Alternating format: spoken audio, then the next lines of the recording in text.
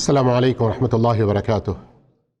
الحمد للہ رب العالمین والصلاة والسلام علی سید المرسلین نبینا محمد وعلی آلہ وصحبہ اجمعین، اما بعد۔ محترم معزز ساتھیو، کل 22ویں سبق میں ہم نے سفر کے احکام سے متعلق کچھ باتیں سنی ہیں۔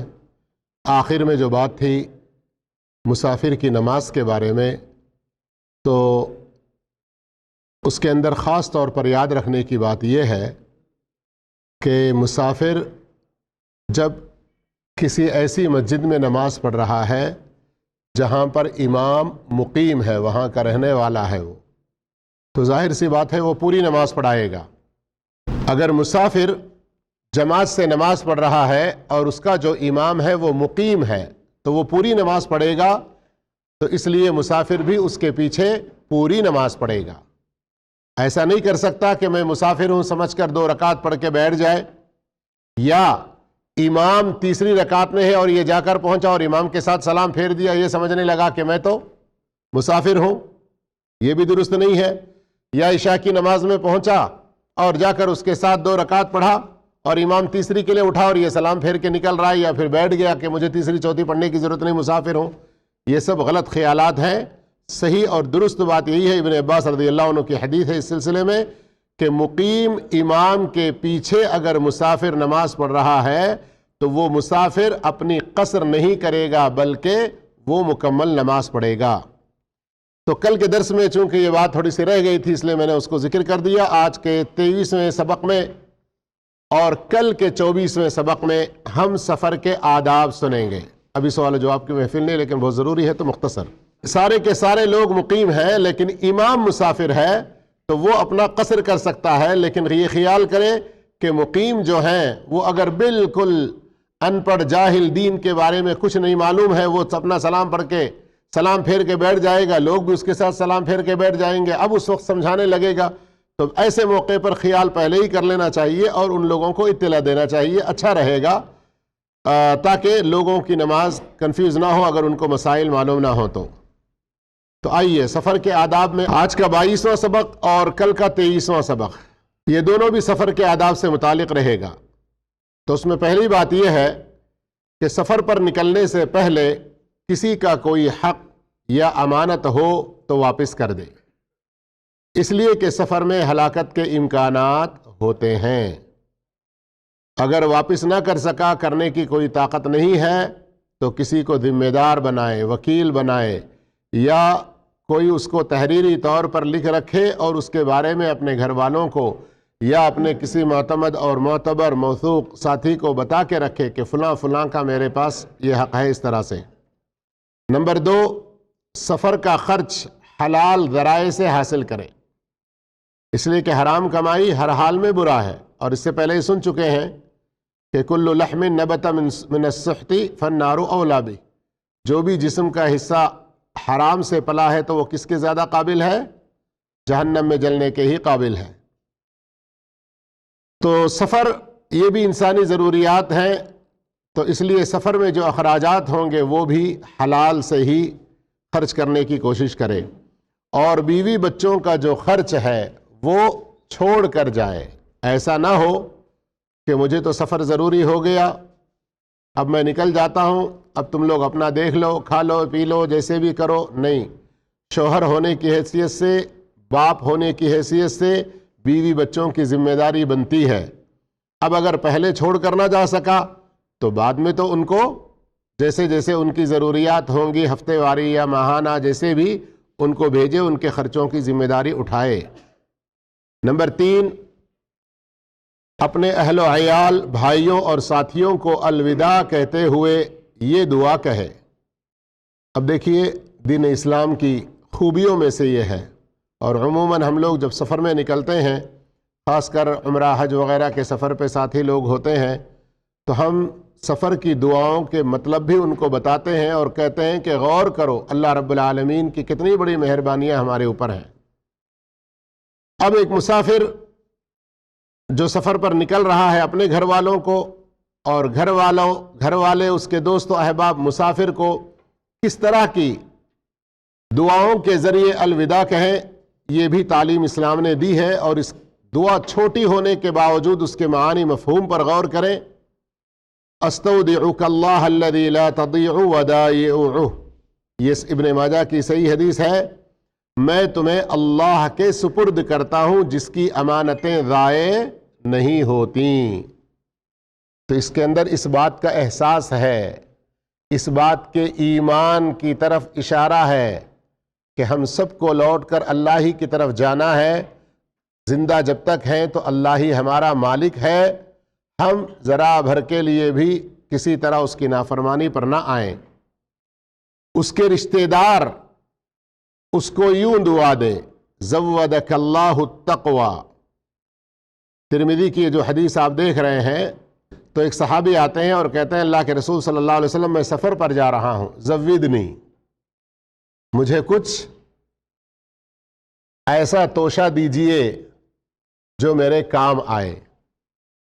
تو اللہ کے رسول صلی اللہ علیہ وسلم نے پہلے اس سے کہا زودک اللہ التقوی، اللہ تجھے تقوی کا توشہ عطا کرے.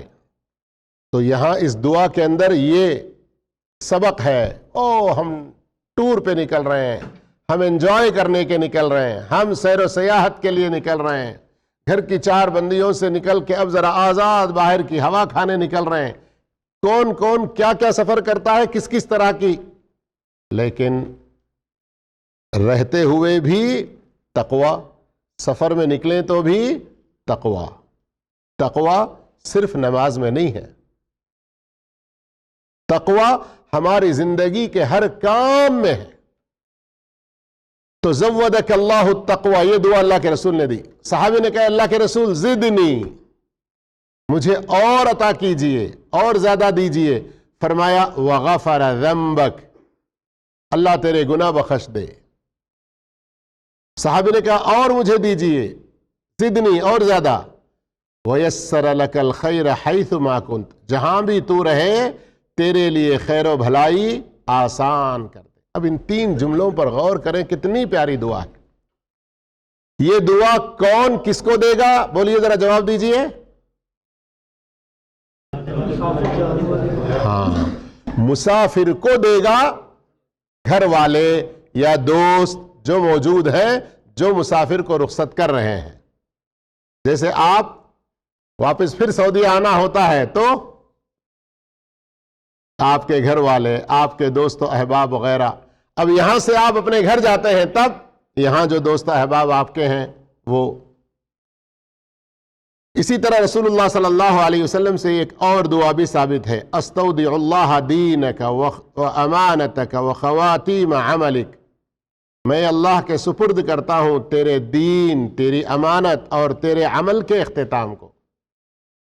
یہاں پر ہم لوگ مسائل کی شکل میں کچھ چیزیں پڑھ رہے ہیں، اس کے ساتھ میں دلیلیں وغیرہ ذکر کر رہے ہیں، لیکن جب حدیثیں پڑھتے ہیں درس حدیث کی شکل میں تو یہ حدیث کہاں آئی ہوئی ہے، اس حدیث کا پس منظر کیا ہے، اس حدیث کا شان ورود کیا ہے، اس حدیث کو کس صحابی نے اللہ کے رسول سے کس موقع پر کس حالت میں سنا تھا اور اس کو اپنی زندگی میں کیسے اپلائی کیا تھا. اتنی ساری ایسی چیزیں آتی ہیں، اللہ اکبر. اس لیے ہمیں فقہ کی کتابیں بھی پڑھنی چاہیے، روزمرہ زندگی میں ہمیں کیا کرنا ہے ان کی جانکاری کے لیے ترجمہ قرآن صحیح تفسیروں کے ساتھ اور نبی کریم صلی اللہ علیہ وسلم کی پیاری حدیثوں کا بھی مطالعہ کرتے رہنا چاہیے. نبی کریم صلی اللہ علیہ وسلم نے فرمایا کہ لقمان حکیم، مسند احمد کی حدیث ہے، سنن بیہقی میں بھی یہ روایت ہے، ذرا ایک پورے واقعے کے ساتھ میں ہے، لیکن میں کیا کروں، وقت ساتھ نہیں دیتا. مجھے بڑا دکھ ہوتا ہے، کچھ چیزیں بتانا چاہتا ہوں میں بعض دفعہ، لیکن ذرا کچھ ادھر سے آواز آئی، آدھی مجلس خالی ہو جاتی ہے. دکھ کی بات ہے نہیں؟ یعنی علم کا شوق، علم کی پیاس، علم کی تڑپ. خیر، نبی کریم صلی اللہ علیہ وسلم نے فرمایا کہ لقمان حکیم کہا کرتے تھے، ان اللہ عز و جل، بے شک اللہ تعالی جب کوئی چیز اس کے حوالے کی جاتی ہے تو وہ اس کی حفاظت کرتا ہے، وہ اس کی حفاظت کرتا ہے. اللہ اکبر. اور عصر حاضر کے اس سلسلے میں کچھ واقعات ملتے ہیں تو واقعتاً ایمان بڑھ جاتا ہے۔ اللہ اور اس کے رسول کے اس بتائے ہوئے طریقے پر عمل کرنے سے واقعتاً دنیا میں بھی ہمارے لیے راحت، امن و امان، سیفٹی، سرکشت، اور پھر اللہ رب العالمین کے پاس اس کا جو اجر و ثواب ہے وہ سب کچھ ہے۔ اب دیکھیے درمیان میں اتنی ساری باتیں لا رہے ہیں تو کبھی کبھی کیا ہو جاتا ہے، اصل چیز آپ لوگ بھول جاتے ہوں گے۔ تو اس لیے کبھی کلاس جو چلتی ہے بغیر کسی ڈسٹرب کے ہو تو ٹو دا پوائنٹ کچھ باتیں بتائی جاتی ہیں، پھر تھوڑا وقت رہتا ہے تو آخر میں خلاصے کے طور پر کچھ چیزیں ذکر کی جاتی ہیں۔ تو اس طرح سے آج ہم یہ سیکھ کر گئے ہیں، آج ہم نے یہ جانا ہے، آج کے ہمارے حاضری کا یہ فائدہ ہوا ہے، اس طرح سے آپ لوگ بھی اچھا فیل کریں گے، اچھا محسوس کریں گے۔ تو اب تک ہم نے 3 پوائنٹس پڑھے ہیں، اگر ہر ایک پوائنٹ یاد بھی نہ ہو تو کم سے کم خلاصے کے طور پر کچھ باتیں یاد رکھیں۔ مثال کے طور پر نمبر 1 کہ آپ جب سفر پر نکل رہے ہوں تو ایسا نہ ہو کہ کسی کی کوئی امانت آپ کے پاس رہ جائے اور اس کا نقصان ہو۔ آپ نکلنے سے پہلے حلال خرچ جمع کرنے کی کوشش کریں جس سے آپ سفر کریں، اور اپنے بیوی بچوں کے جو واجبات ہیں، ان کے واجبی خرچے ہیں، نان نفقہ، ان کو رکھ کر جائیں یا ان کی ادائیگی کی پوری کوشش کریں۔ اور تیسری بات تھی، تھوڑی سی لمبی ہوئی، دعاؤں کے بارے میں۔ مسافر اپنے گھر والوں کو، دوستوں کو، گھر والے اور دوست مسافر کو کس طرح کے دعائیہ کلمات کہتے ہوئے الوداع کہیں۔ تو اس سلسلے میں یہاں پر فائدہ بھی ذکر کیا گیا کہ ان دعاؤں کو پڑھتے ہوئے اللہ کے حوالے کریں گے مسافر کو، مسافر اپنے گھر والوں کو، دوستوں کو اللہ کے حوالے کر کے جائے گا، اللہ ان کی حفاظت کرے گا، یہ اس کے اندر مفہوم ہے۔ تو میں یہ کہتا ہوں کہ ان دعاؤں کو حفظ نہ کر سکیں کوئی بات نہیں، لیکن کم سے کم معلوم ہو کہ یہ ابھی ہمیں سفر پہ نکلنا ہے تو دعا پڑھنا ہے۔ یہ دعا کہاں ہوگی؟ ہاں، حصن المسلم جو مشہور کتاب ہے دعا کی، اس میں فلاں جگہ ہوگی، اتنا تو معلوم ہونا چاہیے تاکہ ضرورت کے موقع پر کھول سکیں، ضرورت کے موقع پر اپنے موبائل کے اندر اپلیکیشن آن کریں اور اس دعا کو ہم پڑھ لیں۔ نمبر 4، 3 یا 4 یا ان سے زیادہ ایسے ساتھیوں کا انتخاب کریں جو سفر کے لیے مناسب ہوں، اور اکیلے سفر کرنے سے حتی الامکان بچنے کی کوشش کریں۔ اور یہاں اکیلے سفر سے مراد خاص طور پر کسی ایسے راستے میں، کسی ایسی جگہ میں جہاں کئی گھنٹوں مسلسل اکیلے تنے تنا سفر کرنا پڑتا ہو، یہ مراد ہے۔ اس لیے آئیے اس سلسلے کی حدیثوں کو سنتے ہیں، پھر اس کے بعد کچھ اور بات وقت کا خیال کرتے ہوئے۔ ابو داؤد کی صحیح حدیث ہے، اللہ کے رسول صلی اللہ علیہ وسلم نے فرمایا، اکیلا سوار شیطان ہے، 2 بھی شیطان ہے، اور اگر 3 ہے تو وہ قافلہ ہے۔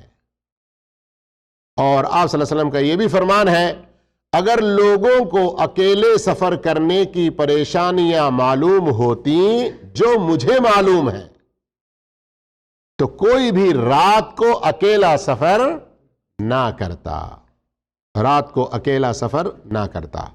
تو ان احادیث کی جب میں شروحات دیکھ رہا تھا، ہو سکتا ہے یہ پی ڈی ایف کل کے دن آپ تک پہنچے تو آپ بھی تفصیلات دیکھ لے سکتے ہیں، اس لیے یہاں میں نے لال کلر میں ہلکا سا باؤنڈری کیا ہے۔